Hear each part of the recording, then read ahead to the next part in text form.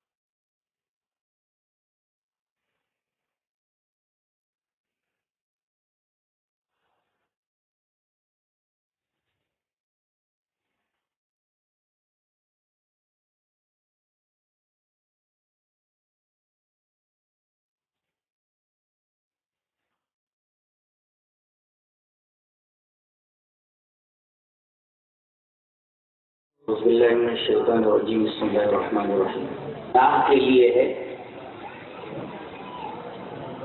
اس کے رسول کے لیے نہیں ہے،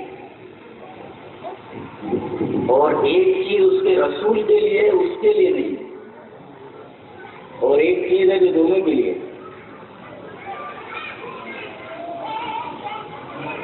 ایک چیز صرف اللہ کے لیے ہے، اس کے رسول کے لیے نہیں، اور ایک اس کے رسول کے لیے اس کے لیے نہیں، اور ایک چیز ہے جو دونوں کے لیے۔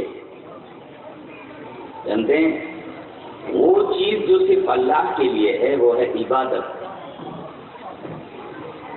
یہ صرف اللہ کے لیے خاص ہے۔ عبادت صرف اللہ کی جائے گی، اس کے رسول کی نہیں، اس کے رسول کے لیے عبادت نہیں، یہ صرف اللہ کے لیے خاص ہے۔ اور ایک چیز ہے اتباع، یہ صرف رسول کی ہوگی، اللہ کی طرف اتباع کی نسبت نہیں کی جاتی۔ تو اتباع صرف رسول کے لیے ہے، اللہ کے لیے نہیں، اور ایک ہے اطاعت، دونوں کے لیے ہے، اللہ کے لیے بھی اور اس کے رسول کے لیے بھی۔ وہی آیت کریمہ جو میں نے سورہ مائدہ کی پڑھی، اس میں وہی بات کہی گئی ہے، وَأَطِیعُوا اللَّهَ وَأَطِیعُوا الرَّسُولَ، اطاعت کرو اللہ کی اور اطاعت کرو رسول کی۔ غور فرمائیں کہ اس میں دونوں کی اطاعت مستقل ہے، اللہ کی اطاعت بھی مستقل ہے اور اس کے رسول کی اطاعت بھی مستقل ہے، اس لیے کہ دونوں کے ساتھ اطیعوا لگا ہوا ہے۔ اس کے بعد ایک جملہ ارشاد فرمایا گیا، وَاحْذَرُوا، اور سمجھ جاؤ، یہ وارننگ ہے کے لیے، اطاعت کرو اللہ کی اور اطاعت کرو رسول کی، دونوں کی اطاعتیں مستقل ہیں۔ اس کے بعد یہ کہا جا رہا ہے وَاحْذَرُوا، ذرا سمجھ جاؤ۔ یہاں وارننگ سمجھ جانے کی کیوں دی گئی کہ ان دونوں کی اطاعتوں میں کوئی تفریق نہیں ہونی چاہیے، دونوں کی اطاعتیں مستقل ہیں۔ اور ایک بات بولوں، اطاعت کہتے کس کو ہیں؟ جو بھی مطاع ہوتا ہے، جس کی اطاعت کی جاتی ہے، وہ صاحب امر ہوتا ہے۔ صاحب امر نہیں مطاع ہوتا ہے۔ اللہ بھی مطاع ہے اور اس کا رسول بھی مطاع ہے، دونوں کی اطاعت کی جائے، دونوں صاحب امر نہیں ہے۔ اللہ بھی امر کرتا ہے نہیں کرتا ہے، اور اس کا رسول بھی امر اور نہیں کرتا ہے۔ دلیل کس طرح؟ الذين يتبعون الرسول النبي الأمي الذي يجدونه مكتوبا عندهم في التوراة والإنجيل یامرهم بالمعروف وینہاهم عن المنکر ویحل لهم الطیبات ویحرم علیہم الخبائث ویضع عنهم إصرهم والأغلال التي كانت عليهم فالذين آمنوا به وعزروه ونصروه واتبعوا النور الذي أنزل معه أولئك هم المفلحون. وہ لوگ جو اتباع کرتے ہیں رسول کی، جو نبی ہے، امی ہے، اور کچھ ان کے اوصاف بیان کیے گئے. آگے فرمایا گیا یہ نبی ایسے ہیں جو پاک چیزوں کو حلال کرتے ہیں اور خبیث چیزوں کو حرام کرتے ہیں. اور آخر میں بات کہی گئی وَاتَّبَعُوا النُّورَ الَّذِي أُنزِلَ مَعَهُ، اور جو لوگ اتباع کرتے ہیں اس نور کی جو آپ کے ساتھ نازل ہوا، تو ایسے ہی لوگ کامیاب ہیں. اس آیت کریمہ میں دو اتباعوں کی بات کہی گئی ہے، ایک اتباع رسول، دوسرے اتباع نور، اور دونوں کے درمیان واو کی فصل ہے. اس کا مطلب یہ ہوا کہ اتباع رسول اور اتباع نور دونوں مستقل الگ الگ چیزیں، ایک متن ہے تو دوسرا اس کی شرح ہے. جیسے قرآن حکیم متن ہے اور نبی کریم صلی اللہ علیہ وسلم کی احادیث شریفہ اس متن کی تفسیر ہے، اور یہی مطلب ہے اطیع رسول کا. ورنہ اطیع اللہ کا مطلب کیا ہے؟ قرآن حکیم، اور اطیع رسول کا مطلب ہے جناب محمد رسول اللہ صلی اللہ علیہ وسلم کی احادیث. اور ان دونوں کے استقلال کے درمیان اگر کوئی آدمی گڑبڑی کرنے کی کوشش کرتا ہے تو اسے وارننگ ملے گا. ذرا سمجھ جاؤ.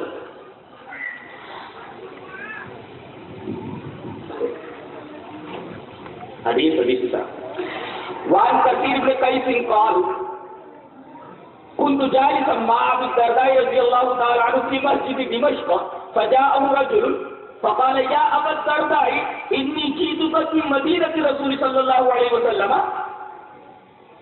لحديث بلغني انك تحدث عن رسول الله صلى الله عليه وسلم ما جئت لحاجه قال فاني سمعت رسول الله صلى الله عليه وسلم يقول من سلك طريقا يطلب فيه علما سلك الله به طريقا من طرق الجنة وإن الملائكة لتضع أجنحتها رضا لطالب العلم وإن العالم ليستغفر له من في السماوات ومن في الأرض والحيتان في جوف الماء وإن فضل العالم على العابد كفضل القمر على ليلة البدر على سائر الكواكب وإن العلماء ورثة الأنبياء وإن الأنبياء لم يورثوا دينارا ولا درهما ورثوا العلم ومن أخذه أخذ بحظ وافر. رواه أبو داؤد في كتاب العلم. حضرت امام ابی داؤد اس حدیث پاک جو ایک صفحے کے اوپر پڑھی ہوئی ہے، میں نے آپ کے سامنے ذکر کر دیا، اسے کتاب العلم میں ملا ہے.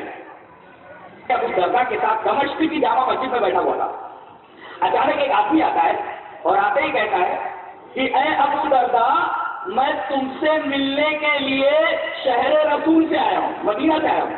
کہاں مدینہ ہے؟ کہاں؟ دمشق ہے، شام کا دارالسلطنت ہے دمشق. مدینہ کہاں ہے اور شام کا.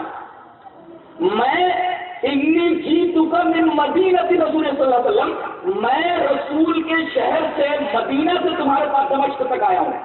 جانتے ہو کے لیے لحدیث، ایک حدیث جاننے کے لیے. لحدیث، صرف ایک حدیث کے لیے. بلغنی، مجھے معلوم ہوا ہے کہ آپ رسول اللہ صلی اللہ علیہ وسلم سے روایت کرتے ہیں. اللہ اکبر. یہ حدیث کی عظمت ہے، اور لوگ نبی کریم صلی اللہ علیہ وسلم کے حدیثوں سے کتنی محبت کرتے تھے. مدینہ سے ایک آدمی سفر کر کے دمشق پہنچ رہا ہے صرف ایک حدیث کے لیے. ہمارا معاملہ کیسا معلوم ہے؟ ایک کسان کو دیکھو، کسان کو دیکھو، نہ جاڑا دیکھتا ہے، نہ گرمی دیکھتا ہے، نہ برسات دیکھتا ہے.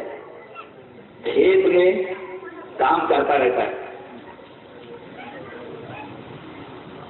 فصل جب کٹ کے گھر آ جاتی ہے، روٹی بنتی ہے، اس سے پوچھیے اس روٹی کی کیا قدر و قیمت ہے. اور جس نے کوئی محنت نہیں کی، پکی پکڑ روٹی اس کے سامنے آ گئی، وہ تو کہے گا یہ روٹی کیسے پکڑ کے آئی ہے، یہ تو جلی ہوئی ہے، یہ تو چھوٹی ہے، یہ تو ٹیڑھی ہے، یہ تو ترچھی ہے.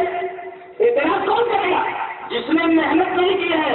جن لوگوں نے حدیث کی تلاش میں اپنی پوری زندگی لگا دی ہے، وہ جانتے ہیں حدیث کی کتنی عظمت ہوتی ہے. وہ لوگ کیا جانے حدیث کی عظمت، جنہوں نے حدیث کے لیے کوئی محنت نہیں کی ہے.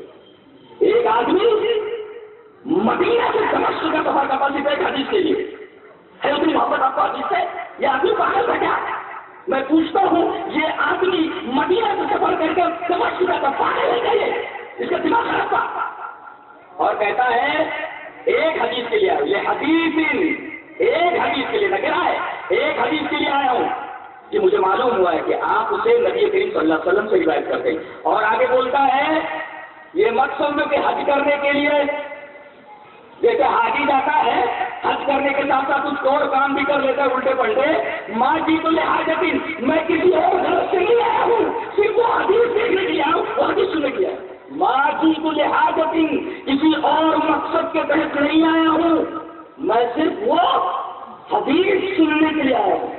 وہ حدیث سنائیے تاکہ اچھا بٹ فإني سمعت رسول اللہ صلی اللہ علیہ وسلم یقول، اب حدیث چالو کر رہے ہیں، حدیث بیان کر رہے ہیں کرتے گزرتا کہ میں نے جناب محمد رسول اللہ صلی اللہ علیہ وسلم سے یہ سنا ہے کہ جو آدمی علم کی تلاش کے لیے نکلتا ہے تو وہ علم کی تلاش ہی کے لیے نہیں بلکہ جنت کی تلاش میں نکلتا ہے. اور علم کی تلاش میں جو راستہ وہ چنتا ہے چلتا ہے اللہ اس کے لیے جنت کا راستہ چلا دیتا ہے، اسے جنت کے راستے پر ڈال دیتا ہے. اور آگے فرمایا کہ بے شک ملائکہ اپنے پروں کو طالب علم کے پیروں کے نیچے بچھاتے ہیں اور عالم کے لیے دنیا کی ہر شے دعا کرتی ہے، بخشش کی دعا، لا یستغفر له من فی السماوات و من فی الارض. اور یہاں تک کہ مچھلیاں پانی کی گہرائیوں میں تھی. اور کہا کہ فرمایا نبی کریم صلی اللہ علیہ وسلم نے کہ عالم کی فضیلت پرہیزگار کے اوپر عابد کے اوپر ایسے ہے جیسے 14ویں رات کے چاند کی فضیلت تمام ستاروں کے اوپر. اور فرمایا کہ نبی کریم صلی اللہ علیہ وسلم نے بھی فرمایا کہ علماء انبیاء کے وارث ہیں اور انبیاء کرام یہ درہم و دینار وراثت میں نہیں چھوڑتے، وہ علم کی وراثت چھوڑ کے جاتے ہیں. فمن اخذہ اخذ بحق وافر، جو یہ وراثت پا گیا اسے سب سے بڑا فائدہ حاصل ہو گیا، سب سے بڑا نصیب مل گیا. اس حدیث پاک کو صرف اتنا استدلال کرنا ہے کہ ایک آدمی ایک حدیث کو لینے کے لیے شہر رسول سے چل کر کے دمشق پہنچتا ہے صرف ایک حدیث کے لیے.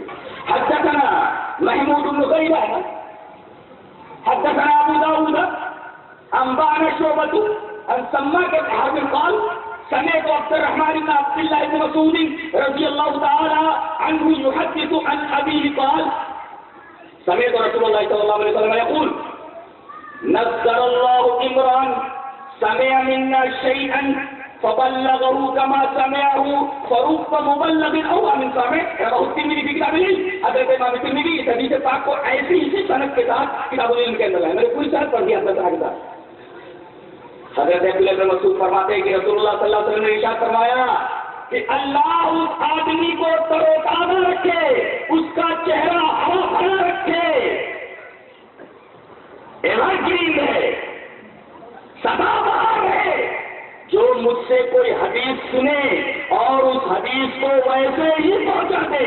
بتائیے حدیث کی یہ عظمت ہے کہ رسول کی دعا ہے ایسے آدمی کے لیے جو حدیث پاک کو سنے، یاد کرے اور یاد کر کے ویسے ہی پوری دیانتداری اور پوری امانت کے ساتھ لوگوں تک پہنچا دے. نبی کریم صلی اللہ علیہ وسلم نے ایسے آدمی کے حق میں دعا فرمائی ہے کہ اس کا چہرہ ہمیشہ کا ہوتا رہے. یہ حدیث کی عظمت پر دوسری روایت ہے جو میں نے پیش کی. انہو قال یا رسول اللہ من اصحاب الناس بشفاعتك يوم القيامة؟